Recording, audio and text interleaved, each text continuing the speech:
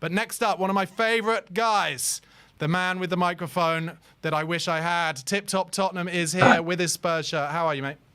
Barnaby, you beautiful human being. How are you, my friend? I'm doing well. I'm doing very well. That was one of the most entertaining football matches I have maybe ever seen.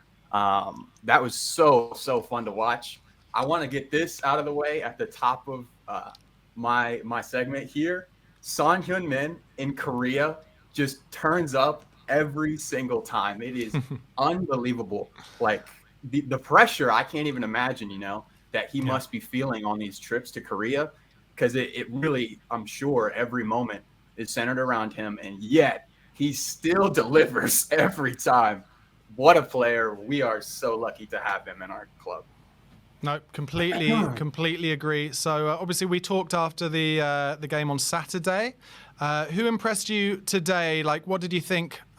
What did you think overall of the performance? I mean, I know you said it's one of the most enjoyable games, but do you think Big Ange Postecoglou will be happy with that in terms of, I guess he'll be happy that we got the minutes in the legs. It's obviously incredibly hot there, and obviously the opposition once again are a team of players who are sharp in the middle of their season. But I'm sure you saw after 20, 25 minutes when they had a drinks break, Postecoglou was right in on them, wasn't he? Do you think amazing. Do you think at the end of that he'll be kind of disappointed in the amount of goals we conceded?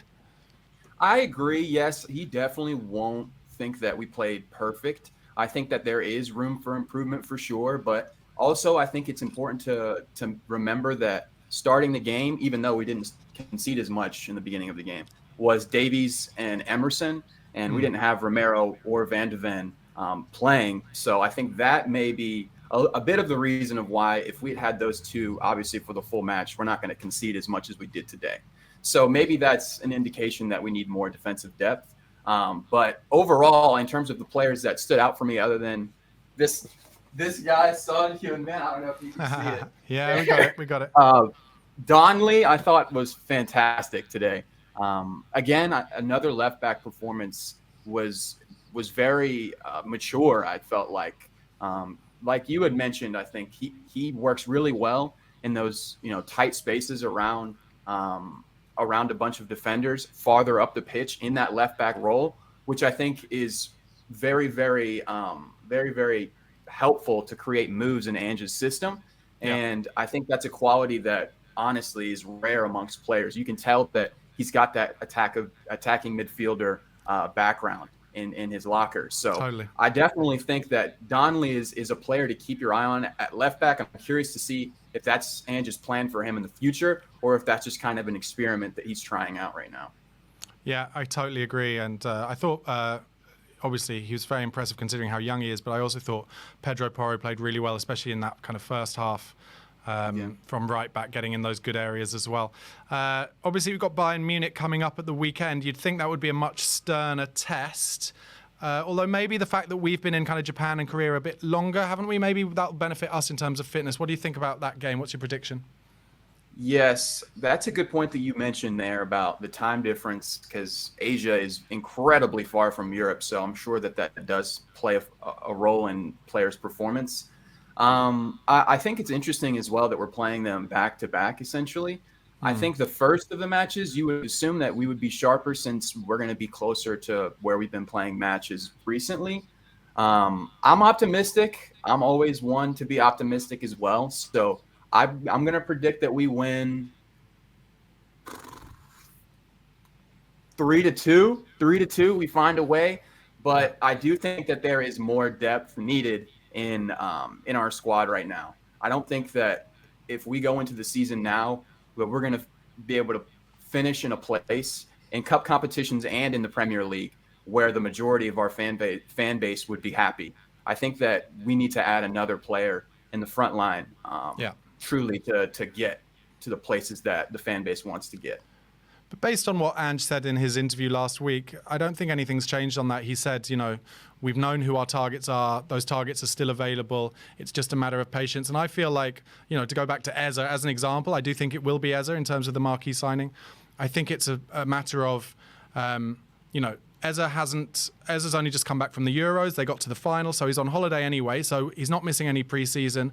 And then also on top of that, Crystal Palace need to find a replacement, not only for Ezra, but also for Elise. And there are also links today with some potential movement. Villa interested in Mateta. And also Glasner, I think, wanted to go to Bayern Munich, but Palace wouldn't let him go. So there's a little bit of turmoil within Crystal Palace. And I think Spurs are probably having to be a bit patient on that front. And I think that's something that a lot of fans, like me, I used to play a lot of Football Manager, and on Football Manager you can literally just put in a bid and then it happens or it doesn't happen. But the reality is there are so many moving parts, especially when you're talking about how agents are involved on both sides now. There's the agent for the buying club, the agent for the selling club, and potentially the agent in the middle for the player. Just so many moving parts in these things that I think we have to be patient. And I know it's hard. I do understand it's hard. But I do think we'll get that player in. Are there any other players that you would be interested in us potentially bringing in as well? Obviously, there's been rumours of Jacob Ramsey in midfield. Looks like Conor Gallagher is going to go to Atletico Madrid. They've just had a bid of, I think, 35, 40 million euros accepted. Who else have you got your eye on? I don't know the exact latest update of what the Ivan Toney situation would be like. But sure. I feel like it's a bit redundant to talk about Eze at this point. I think it's almost unanimous amongst the fan base that that's the player that we think is special and would really add a lot of value to the club in terms of where we're trying to go. But other than Eze, I would say Toney I really like the look of. I think we need a player that is Premier League proven. Right. I think that's really the key. And obviously those players come at a higher price. I do think I am more critical of Levy than definitely Arian, and I think maybe you as well. Sure. It is frustrating, honestly, when you consider, what did we hear in the beginning of the transfer window, how we wanted to get business done early. And I obviously we didn't know exactly what that would look like, but I don't think that our transfer window thus far has reflected that. And I would be, I would be thinking that we would have the available funds to be able to bring in a player that's Premier League proven in the front line.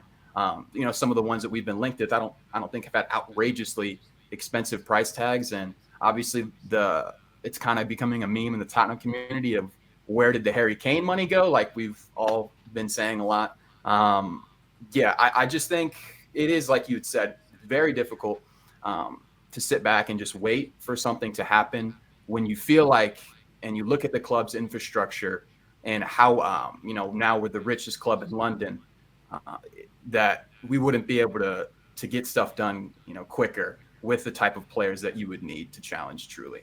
Yeah, but also playing devil's advocate, we're also the most in-debt club in the world. So you can't say one without the other. Like I know our debt is long-term loans that we pay back over long term, but they are still things we have to pay back every year with interest, et cetera, et cetera. Plus, I think as I said in the watch along, I always get a little confused when people say, where did the Harry Kane money go? Because I think, like I said in the watch along, I think we spent that money on Richarlison a year in advance because we thought he was going to be our number 9 to replace Harry Kane. Unfortunately, in that first year especially, he barely played any games, got injured a lot, got injured again and had mental health problems in the second season. He did go on a great run of kind of, I think, 11 in 12 at one point, showing that he can do it. But now there's some doubts over whether Ange wants him in the squad because he doesn't get on the pitch enough. For me, in terms of what you're saying, in terms of Premier League proven, and I get that, the only Premier League proven number 9 that I think we could get really is Toney, right? I mean, who else is there? Or maybe Solanke, maybe? I'm not sure the availability of that situation either. I think Dominic Solanke, but I do think I would not be surprised if the comments were, underwhelmed to say the least about Dominic Solanke. Yeah, that's fair. But I do think, he adds quality and qualities that we don't really have in our squad right now. So I think the situation is definitely interesting, to say the least. But regardless of whatever happens, I think we do need to add at least, ideally 2, but at least 1 more player in the front line to improve on last season's result.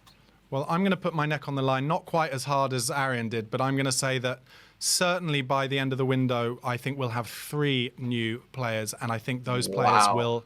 And that I think those players will be players who will be, at the very least, challenging for the first team, not just players who are kind of young like Archie Gray. I think there's a big part of what's going on, which is having to spend a lot of time kind of clearing out the wage structure, clearing out the players who are just not clearing out the wage bill, clearing out the players who are just don't have the attributes for Ange's style of play and for what Ange needs. And I think once they are all gone, by which I mean from here on in, I think Royale will go soon. I don't think Lo Celso will be far behind. It wouldn't surprise me if he's not injured, if Oliver Skip goes, if we're able to get some more homegrown players in, and maybe a couple of others as well. Solomon maybe as well. Then I think the possibility of maybe bringing in 3 new players and covering off the kind of wages we've saved and adding whatever, little transfer fees we get for those players into the budget. That's where I think that might happen. So I don't know who necessarily those players are. I think Eze will be one of them. But it wouldn't surprise me massively if it was like Eze, Tony, Neto, and we were willing to take we'd be willing to take a punt on Neto's injuries on the basis that we get Eze as well, because then you're kind of covering both sides. But like I said, I may well be wrong, but that's kind of where I feel maybe we're heading.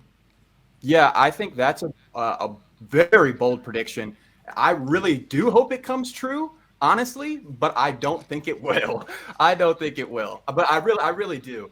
And I thought Arian's prediction was equally, if not more bold than that, because Villa finished above us like last season. So yeah. Him saying that there's absolutely no way it's going to happen again this season. Yeah. One thing actually, and one thing I just want to say about that, sorry to interrupt, but I wanted to say it when Arian was on, and I forgot, is that actually I don't think he's being that mad, because as we've seen with Spurs before, but you also see a lot with teams when they buy a lot of players all in one, kind of 7, 8, 9 players, it's very hard to integrate everybody into the group and especially into the first team. So that could be something that actually counts against them in terms of the stability of their squad, and especially the stability of their first team as they enter for the first time kind of that Champions League weekdays and Premier League weekends. So it wouldn't surprise me if they dropped off a little bit the same way Newcastle did last season. But anyway, mate, thank you so much for calling in. I really appreciate it. Give me another call in on Saturday after the Bayern Munich game, which you say Spurs will win 3-2. Yes, I like that perspective. I think also, when we sold Gareth Bale, it was similar how we bought a bunch of players and it didn't end up working out in the best way. But yes, great talking to you as well. Thank you so much for the time. I have a YouTube channel as well. If you like my perspective, I'm here in Nashville, Tennessee, in the United States. I'm close to 500 subscribers here. I'm like 20 away, and that's my goal. So if you like my voice or want to hear more from my perspective about Spurs and football, then check me out. Thank you guys so much for your time.